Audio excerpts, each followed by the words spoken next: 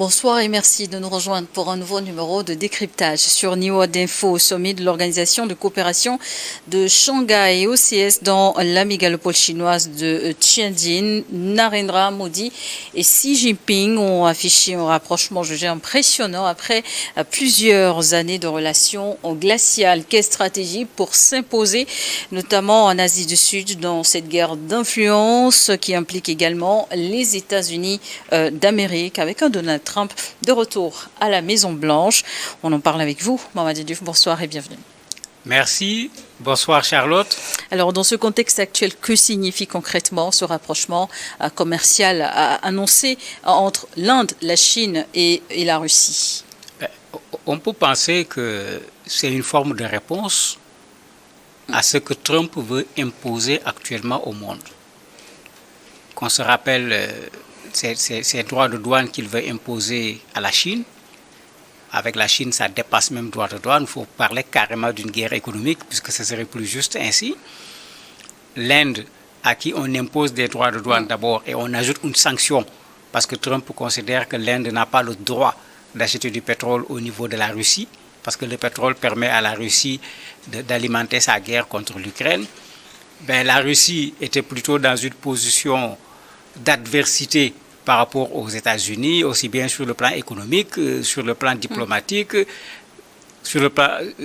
Malheureusement, avec Trump qui est arrivé, on a vu carrément le contraire. Tout le monde a vu comment il a reçu Trump la dernière fois au niveau de l'Alaska. Donc il y a ce contexte qui est là, qui fait qu'effectivement, ces pays se sont dit certainement, on ne peut pas laisser Trump décider de ce que le monde va être sur le plan économique tout seul.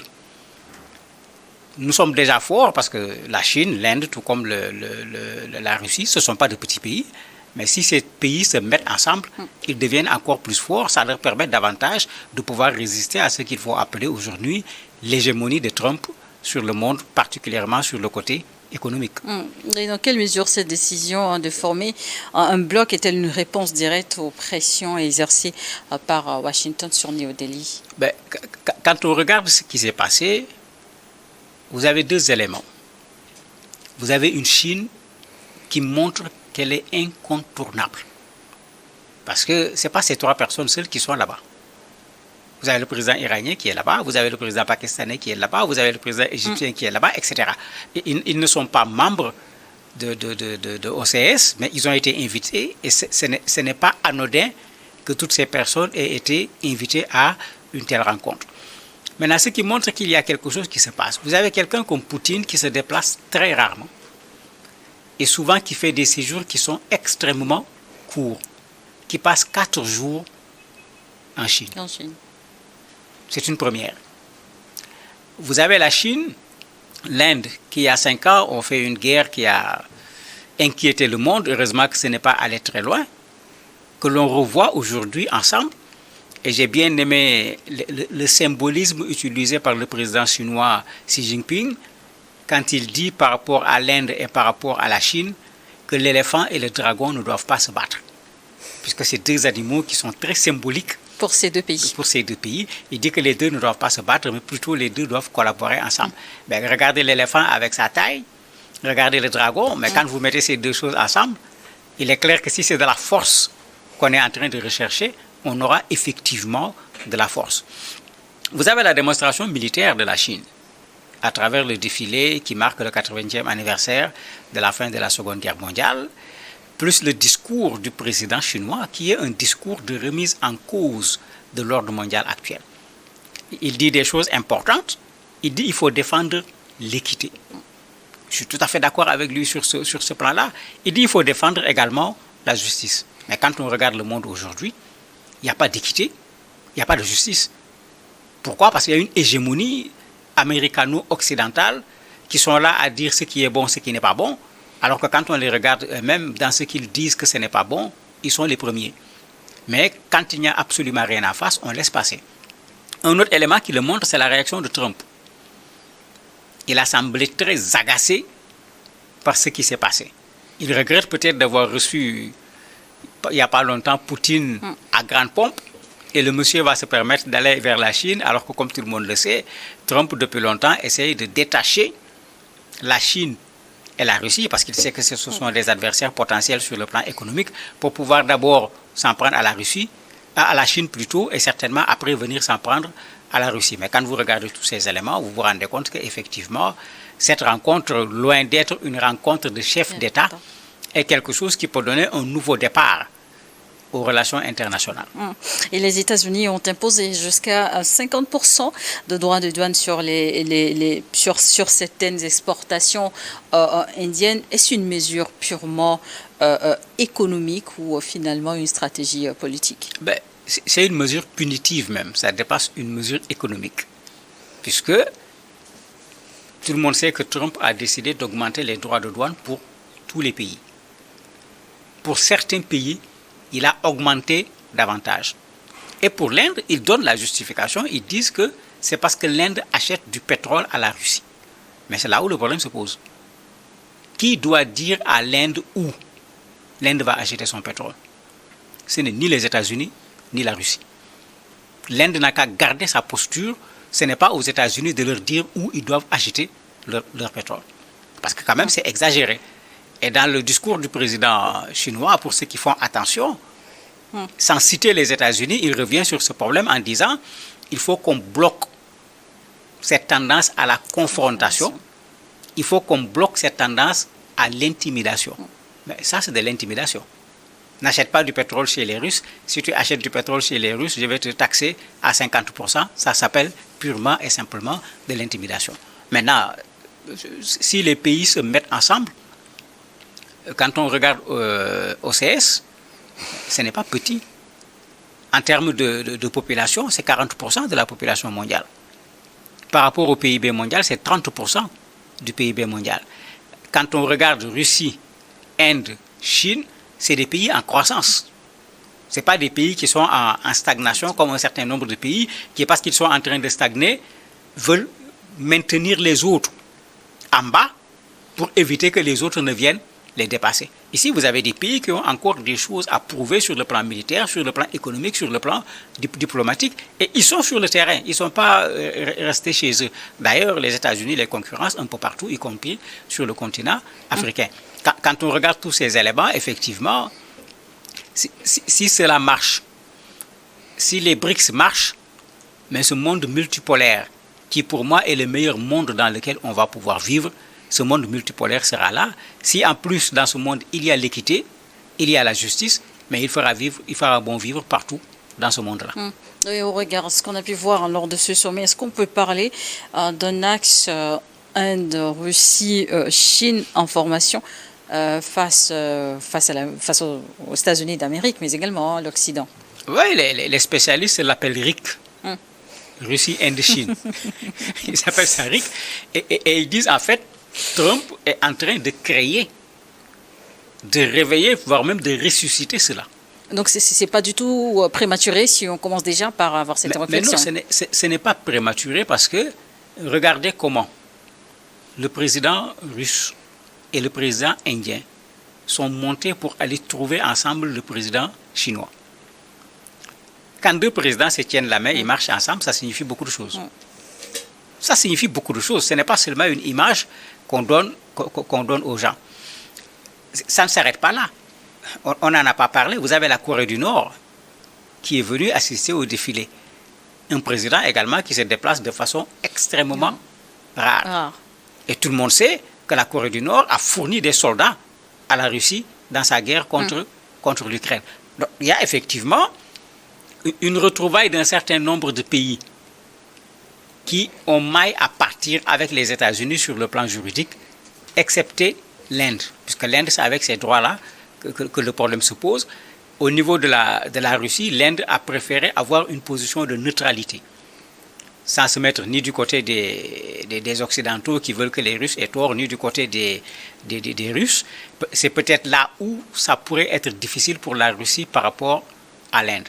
Mais à part cet aspect, ces pays partagent beaucoup de choses et ces pays vont partager surtout une chose, devoir répondre à Trump dans sa guerre économique. Justement, donc ça c'est l'un des premiers objectifs, former un bloc en face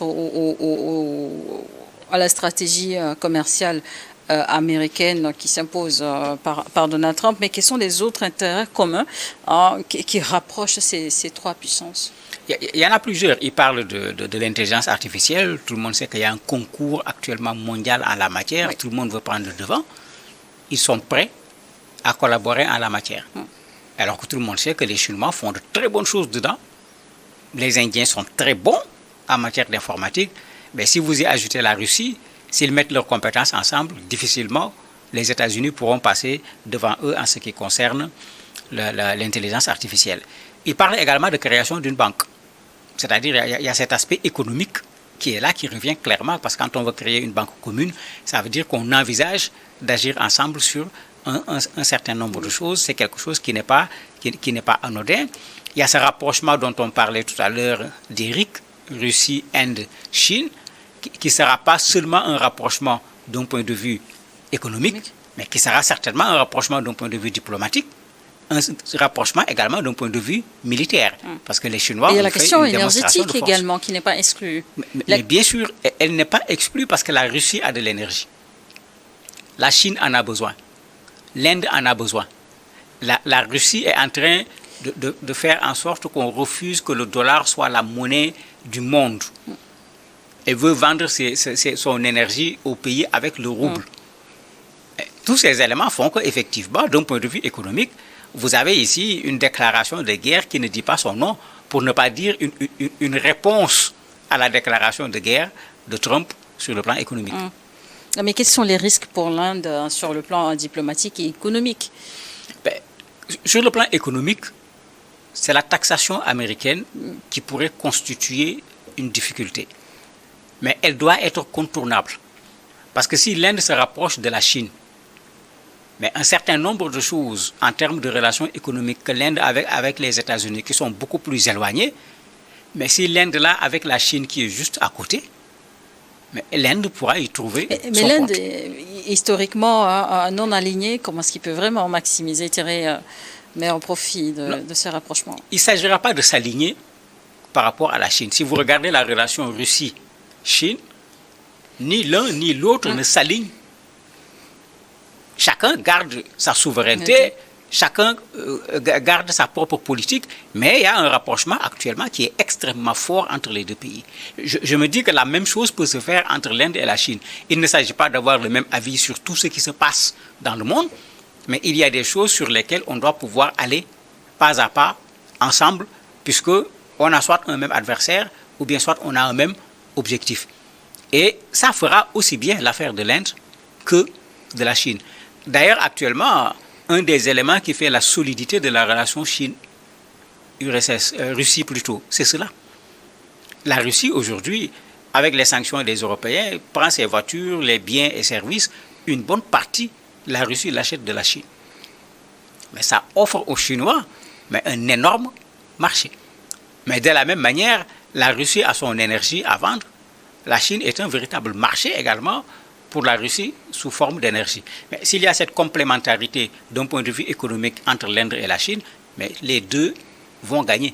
Personne parmi eux ne va perdre.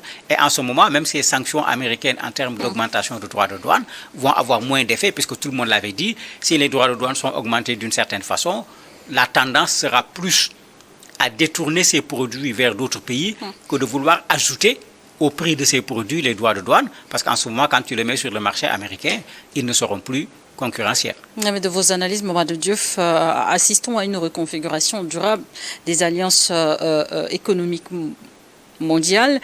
Quand on sait qu'actuellement, on va parler aussi des conflits, est-ce que c'est une prévention à ce conflit post-ukrainien ou encore les tensions sino-américaines? Mais tout à fait.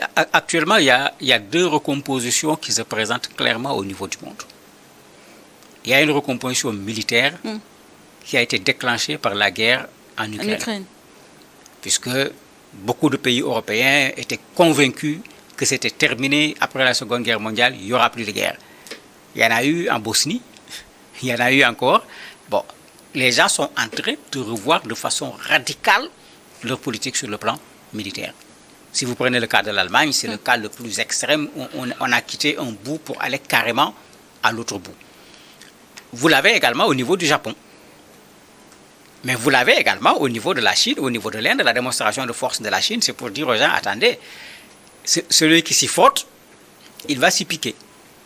L'Inde n'est pas en reste en la matière parce que l'Inde également, qu'on n'oublie pas, est une puissance militaire qui n'atteint peut-être pas la Chine, mais c'est quand même une puissance militaire. La Russie, n'en parlons pas, Poutine passe tout son temps à faire la démonstration de ses armes nouvelles. Donc il y a cet aspect militaire qui est là, qui fait que malheureusement, on est en train de retourner vers une course aux armements, malgré tout ce qui avait été fait comme effort d'abord pour arrêter la course aux armements, pour arrêter la guerre des étoiles, pour arrêter la course vers le nucléaire. Aujourd'hui, malheureusement, on est encore dedans. Puisque tout le monde se dit, attendez, comme chacun peut attaquer chacun, je vais me préparer pour pouvoir répondre quand je serai attaqué. Pas seulement d'un point de vue militaire, mais en termes également d'alliance, puisque quand l'Ukraine a été attaquée, on a vu l'alliance OTAN, c'est-à-dire les Européens plus les États-Unis et leur attitude. Les gens sont dans cette préparation qui n'est pas intéressante pour le monde. Il vaut mieux amener le monde vers la paix que d'amener le monde vers la guerre. Sur le plan économique, c'est la même chose.